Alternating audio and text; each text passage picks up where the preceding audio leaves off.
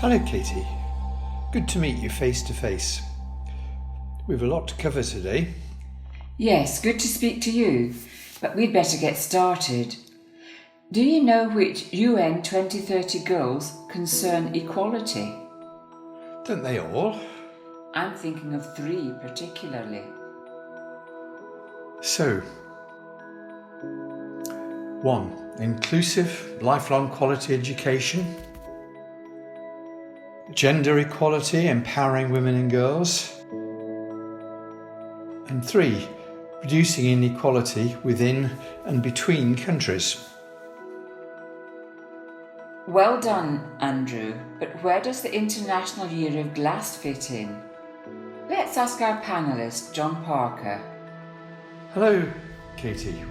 Well, we started with a book for the opening ceremony in Geneva. Welcome to the Glass Age. 13 chapters, 132 pages, printed by the Spanish Research Council. So, nice cover, but looks a bit heavy? 624 grams, but I guess that's not what you meant. The book targets teenagers, lots of pictures, free downloads, wherever, whoever you are.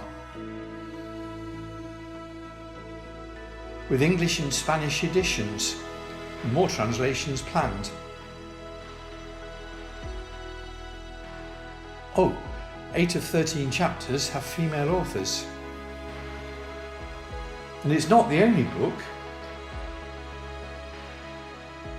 So, IYOG equals books then? No, we've created posters in Spanish and English for exhibitions in Spain. One based on our book and a second on sustainability, structured for different ages.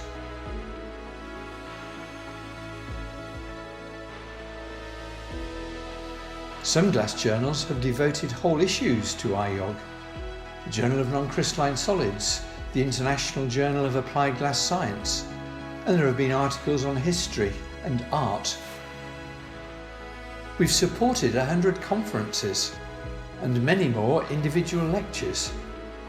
Estimated attendances have approached 100,000.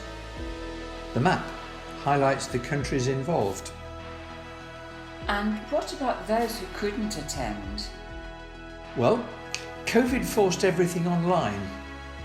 So, many events were free, accessible globally, recorded for posterity, and included a diverse mix of presenters. Audiences were all genders, all ages, rich and less rich, from north, south, east and west, in spite of time differences. And all was made possible by the internet, with glass optical fibres at its heart. Indeed, glass has transformed communications, connecting us via computers and mobile phones to information, reducing long-distance journeys and even local travel to work, while facilitating closer contact. The UK Stained Glass Society opened a prestigious prize to international competition for IYOG. We hope such opportunities will grow. ICG's Education Committee already has short international schools for new graduates. The novel Course at Albright, shown in the video, concerns new teaching techniques and has an IYOG grant to grow international participation. Impressive! But what about equality and where do skills fit in? What about inspiring those who struggle for access? Female glassblowers, children. So much has included younger participants, school computers in exchange for used bottles in the Philippines, an essay competition on sustainability in India. Just 2 of the 26 educational projects we helped finance. Even in richer countries, children are enthralled by glassblowing. We part-financed 86 projects. Another was the twinning of Spanish towns with glassmaking connections. 50 cities and towns joined to promote glass and glass recycling.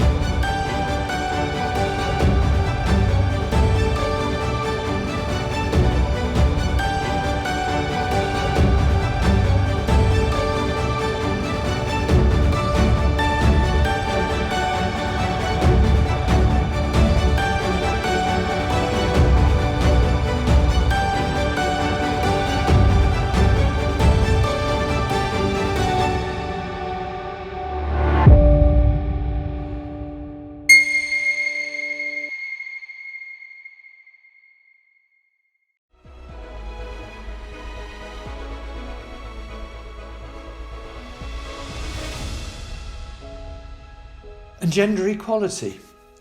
The glass ceiling is an excellent metaphor for obstacles to achieving positions of power that women in industry and research and development face. Attitudes are changing though. Some journals have dedicated whole issues to females, and company networks are appearing.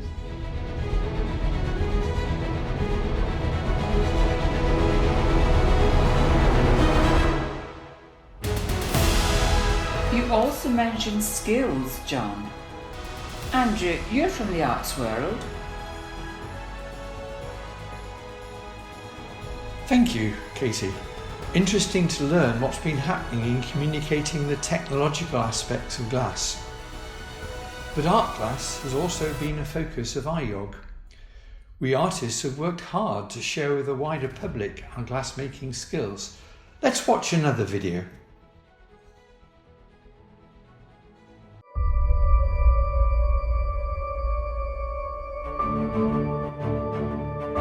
Yo llegué aquí un poco por casualidad, porque la fábrica estaba en ruina, entonces había un proyecto de restauración y dentro del proyecto de restauración del edificio se inició una famosa escuela taller del vidrio.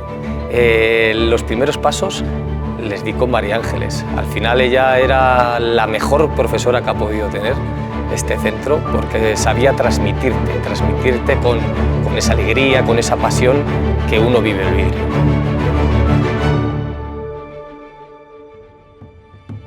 A partir mediados de los años 50 se han empezado a introducir las mujeres. Tenemos muchas mujeres. Es cierto que en todas las escuelas que han pasado por aquí tenemos un montón de mujeres. Es una cosa curiosa porque de ser un oficio de hombres ha pasado a que la mujer se va incorporando y tiene las mismas capacidades que el hombre. Son muy buenas. Son más capaces de ver lo que nosotros no vemos. Ya no se ve con reticencia que una mujer sople. Gracias a las nuevas tecnologías y al avance social, el vidrio está abierto ahora a todo el mundo. Que el futuro del soplado de vidrio cada vez es más fuerte. Principalmente que el vidrio es un mundo apasionante. Es donde va a poder expresarse.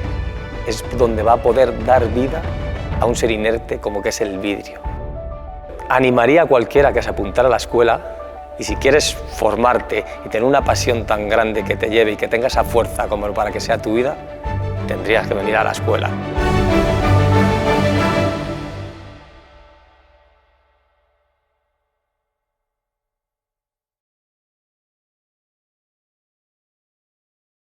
Scarcely a man in sight. I'm also told that IYOG has supported almost 30 festivals. Because many regular events were postponed during the COVID pandemic, participating once again has created a fantastic buzz with hugely increased attendances. Let's hear what Janine Chrisley said about the UK Glass Biennale and International Festival of Glass. Hello, my name is Janine Chrisley and I'm Director of the International Festival of Glass in the UK.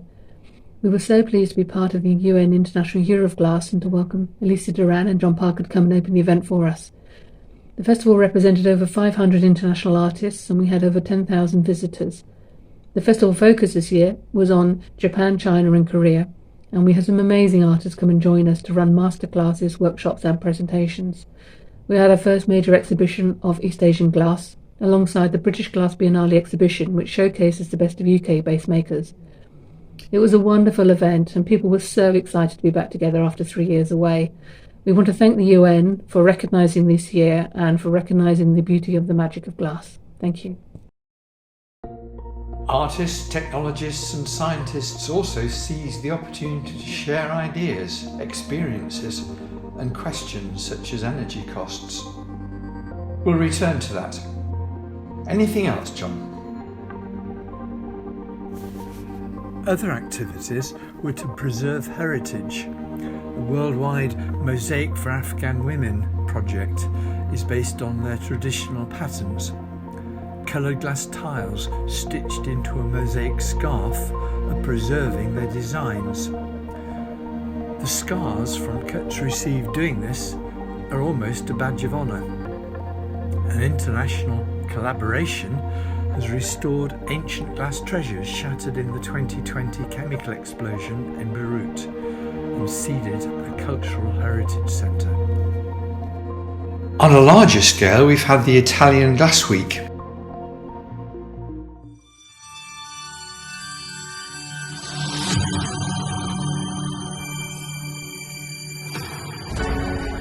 Italy is an excellence recognized worldwide for its millennial tradition in glass processing and manufacturing.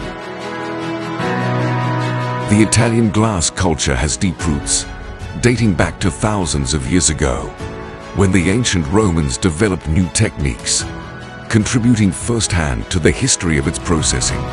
The tradition of glass has been going on and developed to the present day, until the proclamation of 2022 as the International Year of Glass by the United Nations.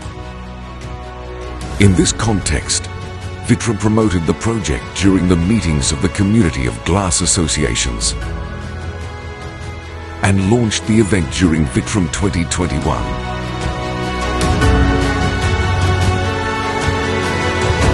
Italy celebrated the International Year of Glass with the Italian Glass Weeks, which has been held between Milan and Venice from 10 to the 25th of September 2022. With its 300 events and over 450,000 visitors, the event recorded a great success and attracted the public's attention on the Italian glass industry and its excellence.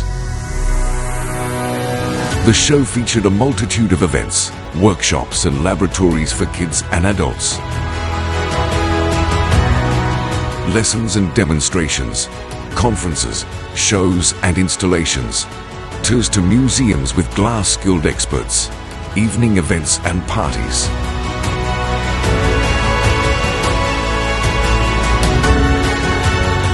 But this is only the beginning.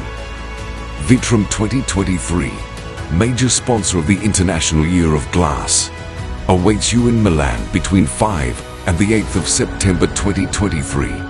Along with the Glass Week. Be ready for Vitrum.